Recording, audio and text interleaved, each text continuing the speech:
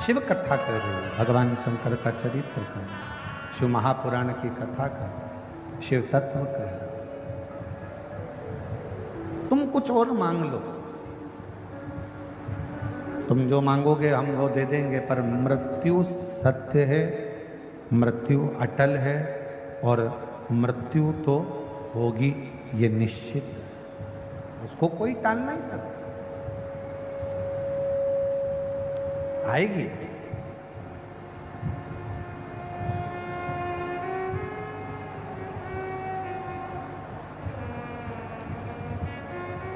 सात ताले के अंदर बंद भी हो जाओगे तो भी मृत्यु आएगी।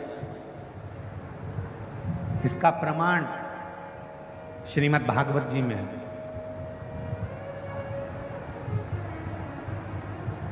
सुखदेव जी महाराज ने राजा परीक्षित को 7 दिवसीय श्रीमद् भागवत कथा श्रवण कराई, बट वृक्ष की छांव, बड़ के पेड़ की छांव।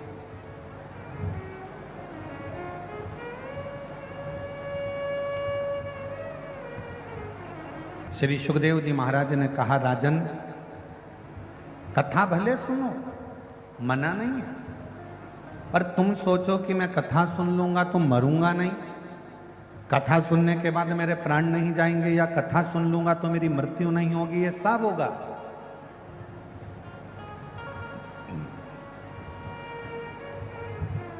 और मेरी जितनी जीजियां बैठी हैं, जितने मेरे जीजा बैठे हैं, जितनी मेरी बेटियां बैठी हैं, जितने मेरे बेटा बैठे हैं, जितनी मेरी माताएं बैठी हैं, अपने अंदर एक बात उतार लेना, कोई तुमसे कहे कि तुम्हारे ऊपर दुख नहीं आने दूंगा, समझ लेना पक्का झूठ बोल रहा, पक्का झूठ बोल रहा है। मनुष्य का शरीर अगर भगवान ने दिया है तो जन्म के समय से ही हमारे ललाट पर दुख, तकलीफें, कष्ट हमारे साथ में जन्म लेती हैं, और हम जब तक जिंदा रहते हैं तब तक दुख का सामना हमको करना ही पड़ता है। भगवान राम जी को भी अगर इस पृथ्वी पर जन्म लेना पड़ा, भगवान कृष्ण भी अगर इस मृत्यु लोक में आए हैं तो उनको भी दुख का सामना करना पड़ा, उनको भी कष्ट का सामना करना पड़ा है, उनको भी तकलीफों का सामना करना पड़ा।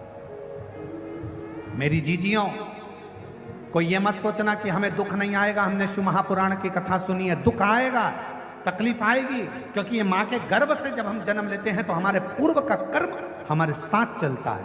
पर इतना याद रखना, दुख जैसे हमारे साथ चल रहा है, हम जैसे जैसे मंदिर जाना चालू करते हैं, जैसे जैसे हम भगवान की कथा में जाना चालू करते हैं, जैसे जैसे हम शिव जी को एक लोटा जल चढ़ाना प्रारंभ करते हैं, वैसे वैसे हमारा पूर्व का दुख कटता चले जाता है और अच्छा समय हमारा आना प्रारंभ हो जाता है। अच्छा समय आना प्रारंभ, हमारा दुख कटता है, अच्छा समय आता चलता है। आप जितना जितना भजन करेंगे, जितना जितना स्मरण करेंगे, जितना जितना मंत्र जाप करेंगे, जितना जितना नाम जाप करेंगे, जितना जितना कीर्तन करेंगे, दुख को दूर हटाते चले, दुख दूर होता चले।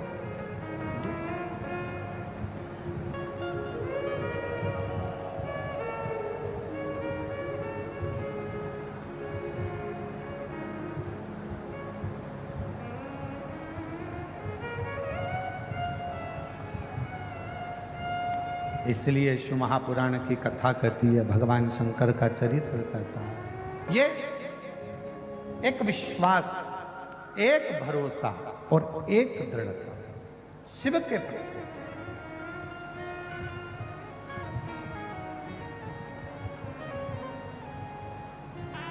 दया करना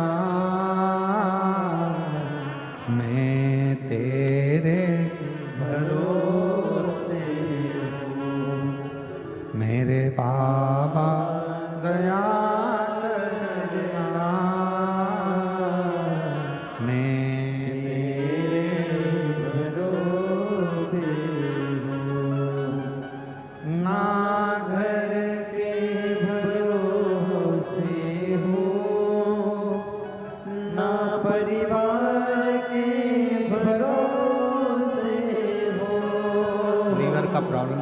ममता सोनी जी, जिनका लीवर काम नहीं करता था 10 सालों से, बाबा की कृपा से अब पूर्ण ठीक है। एक बार जोरदार ताली बजाकर स्वागत करें। ना भय के भरोसे हो, ना परिवार के भरोसे हो, मेरे बाबा दया करना, मैं तेरे भरोसे हूँ। भोले बाबा दया करना, मैं तेरे भरोसे हूँ। शिव के आश्रित, शंकर के भरोसे हूँ। शिव के जितने आश्रित हो गए, शंकर के जितने आश्रित हो गए, जितने शिव जी के भरोसे हो गए, शिव के आश्रित हो गए, उतना उतना जीवन में सुख प्राप्त करते चले। उतना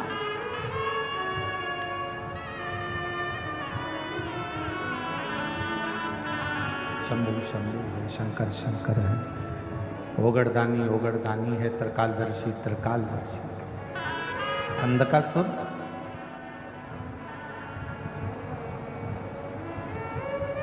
ब्रह्मा जी कह रहे हैं कि तुम और कुछ मांग लो, पर यह नहीं हो सकता कि तुम्हारे प्राण नहीं छूटे।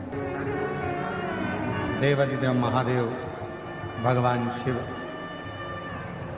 ओगड़दानी त्रिकालदर्शी कैलाशी विनाशी भगवान शंकर जी की पवित्र कथा का लाभ अपन ले रहे हैं। आज श्रावण महीने का चौथा सोमवार है।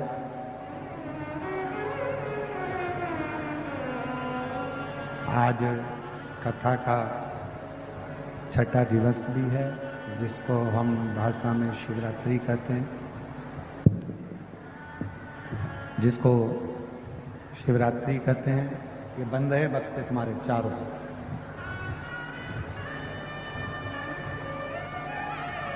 भगवान शिव की पवित्र कथा और सुंदर ये श्रावण का पवित्र अवसर, शिवरात्रि की पवित्र कथा का लाभ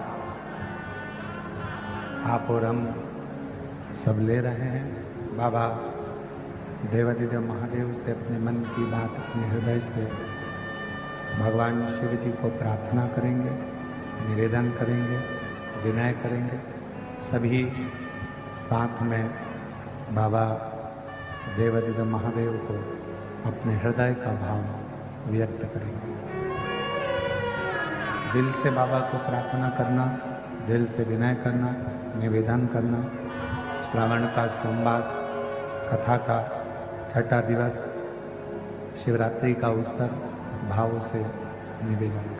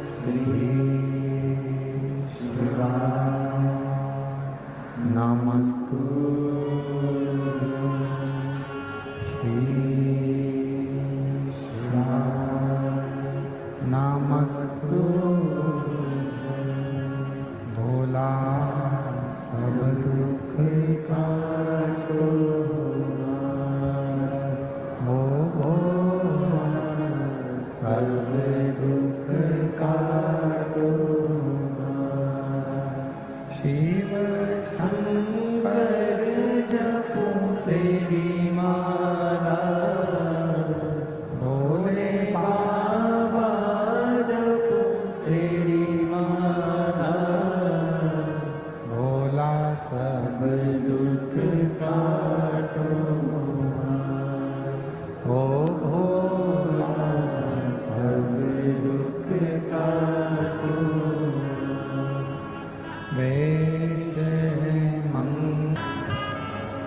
झोपड़ी में रहकर भी अगर कोई भगवान का भजन कर रहा है और महल में रहकर भी अगर कोई भगवान का भजन कर रहा है, भगवान उसके नाम से उसको नहीं जाना।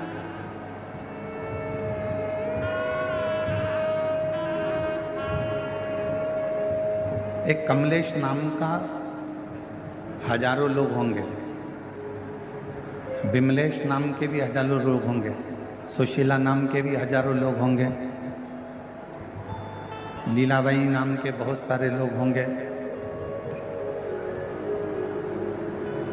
हो सकता है लीलाबाई साहू या लीलाबाई शर्मा, बिमलाबाई, ओझा, एक नाम के ढेर सारे हो सकते हैं। ओझा भी बहुत हो सकते हैं, साहू भी बहुत हो सकते हैं, शर्मा भी बहुत हो सकते हैं, मिश्रा भी बहुत हो सकते हैं। मेरे पति को मोक्ष कैसे मिल जाएगा?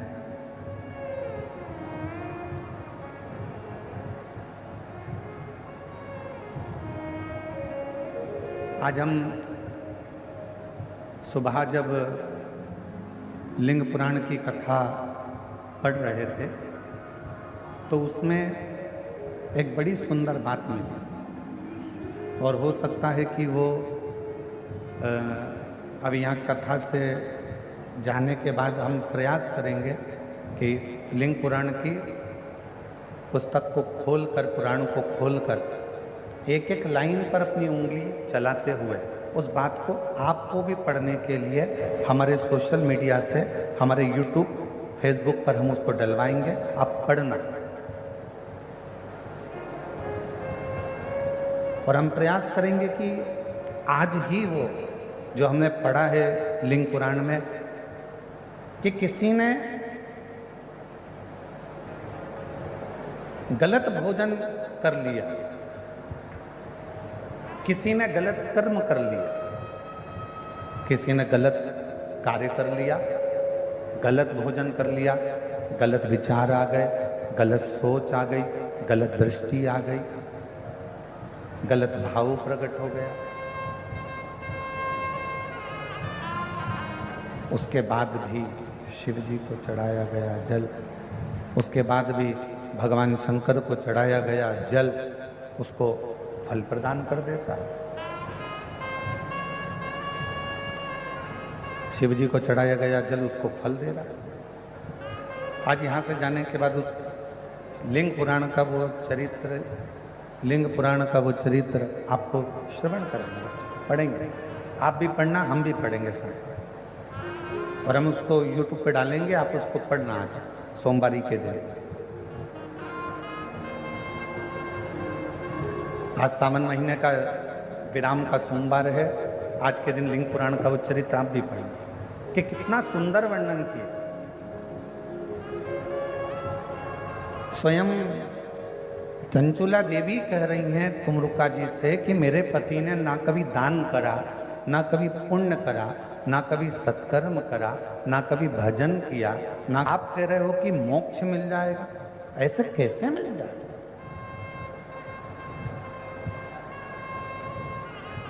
कैसे मोक्ष मिल सकता, कैसे मुक्ति मिल सकती?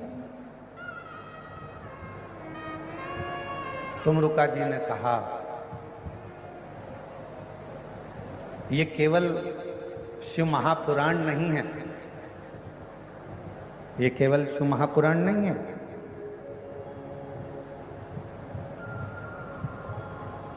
तुमरुका जी कह रहे हैं चंचुला देवी ये केवल शिव महापुराण की कथा नहीं है। चंचुला, इस शिव महापुराण के माध्यम से शंकर भगवान की वाणी हमारे श्रवण के द्वारा हमारे हृदय तक पहुंचती है, और हमारे हृदय में, क्योंकि ये पाप कैसे होता है, हाथ से, इंद्रियों से ये पाप कर्म होता रहता है। ये शरीर के द्वारा, इंद्रियों के द्वारा होता है। और इस इंद्रियों को शुद्ध कौन कर सकता? तो कहा ये आत्मा कर सकता। अब इंद्रियों को शुद्ध जब आत्मा कर सकती है, इंद्रियों को शुद्ध आत्मा कर सकती है, तो सबसे पहले शिव महापुराण की कथा करती क्या है? कथा जब हमारे कानों में से प्रवेश करती है और हमारे हृदय तक पहुंचती है तो सबसे पहले शिव पुराण हमारे भीतर के जितने पाप होते हैं उन सबको समाप्त कर देती है और पुण्य की ओर आगे बढ़ जाती है। आज के जमाने में फ्रिज उधार मिल सकता है, बोलो जम के मिलेगा कि नहीं मिलेगा? प्रेशर खोलो, प्रेशर अंदर बाहर दोनों साइड का, अंदर का भी खोलिए बाहर का भी खोलिए। आज के जमाने में फ्रिज उधार मिल सकता है,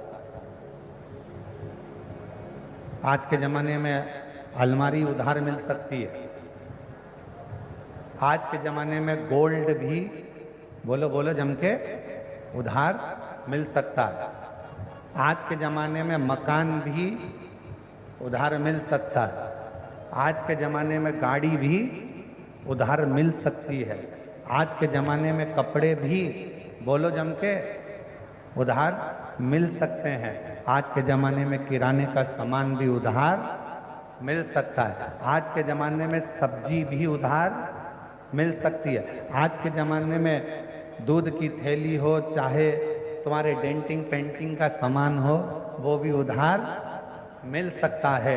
पर आज के ज़माने में पुण्य कभी उधार नहीं मिलता, पुण्य हमें कमाना ही पड़ता। पुण्य उधार नहीं मिलेगा, पुण्य को तो तुम्हें कमाना ही पड़ेगा। और कोई तुमसे कह दे कि कोई का पुण्य, लोग कहते हैं हमारा पुण्य हमारे पति को लग जाए, पति का पुण्य पत्नी को लग जाए, बेटे का पुण्य बाप को लग जाए, बाप का पुण्य बेटे को लग जाए। ना ना ना ना, शिव महापुराण की कथा कहती है अपने कर्म का अपने को भोगना है, अपने को छींक आई है अपने को छींकना है, अपने को खांसी आई है अपने को खांसना है, अपने को अगर पेट दुखा है तो दवाई भी अपने को खाना है, पड़ोसी को नहीं। उसी तरह अपना पुण्य अपनों को एकत्रित करना है, कोई दूसरा एकत्रित नहीं करना। इसलिए फिर निवेदन हिम्मत बुरे कर्म कर वरना पछताएगा, भगवान की आंखों से तू बच नहीं पाएगा, तू बच नहीं पाएगा। अरे ओ अज्ञानी मत करना, अरे ओ अज्ञानी मत करना दानी, तेरे कर्म का फल भी तू ही पाएगा, जैसा किया तूने तेरे आगे आएगा। मत बुरे कर्म कर वरना पछताएगा, भगवान की आंखों से तू बच नहीं पाएगा, तू बच नहीं पाएगा। तो हम हमारा पुण्य खुद करना पड़ेगा। कपड़े उधार मिल जाएंगे, अलमारी मिल जाएगी, फ्रिज उधार मिल जाएगा, गाड़ी उधार मिल जाएगी, बंगला उधार मिल जाएगा, पर पुण्य उधार नहीं मिलता, पुण्य उधार नहीं मिलता।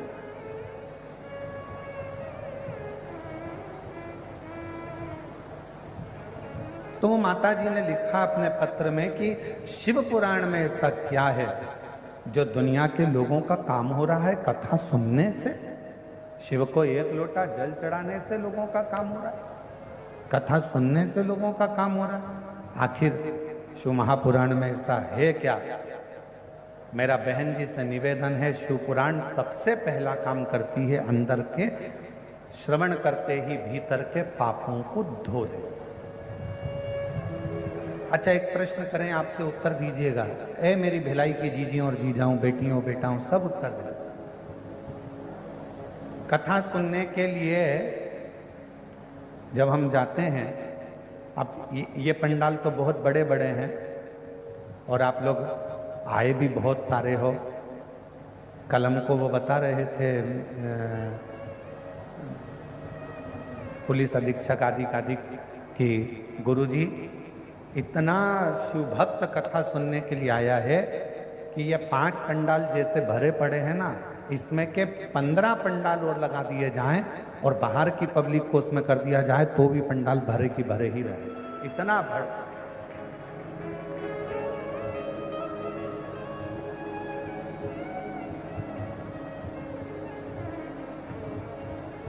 और आप लोग टीवी के माध्यम से, एलईडी के माध्यम से देख भी रहे हो। कल पुलिस के अधिकारी बंदूक कर रहे थे कि जितनी पब्लिक बाहर है, जितने 5 पंडाल जो भरे हैं, ऐसे 15 पंडाल और लगा दिए जाएं तो उसमें भी भक्त ऐसे ही भरा है। इतनी भगवान शंकर की इतनी बड़ी, तो क्या है शिव भक्ति। जैसे अब इतने बड़े पंडाल में तो चप्पल पहनकर भी आप लोग आ जाते हो, चप्पल भी साथ में रख लेते हो, पर दूसरी जगह कहीं कथा सुनने जाते हो छोटे से पंडाल में या अन्य मंदिर के अंदर, तो चप्पल मंदिर के अंदर ले जाते हो क्या? नहीं ले जाते ना, बाहर। कथा सुनने के समय चप्पल कहाँ रख देते हो? बाहर। तो जैसे शिव महापुराण की कथा कर रही है कि हमारी चप्पल जैसे बाहर रह जाती है, उसी तरह जब हम शिव महापुराण की कथा को श्रवण करने के लिए जाते हैं, बैठते हैं, तो हमारे भीतर का जो पाप है वो एक क्षण में निकलकर बाहर हो जाता है और पुण्य अंदर समाहित होता है।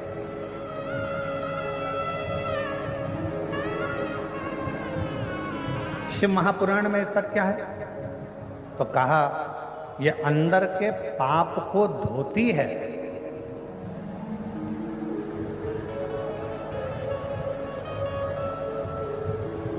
अंदर के पाप को समाप्त करते और फिर पुण्य को प्रकट करते। एक पत्र है,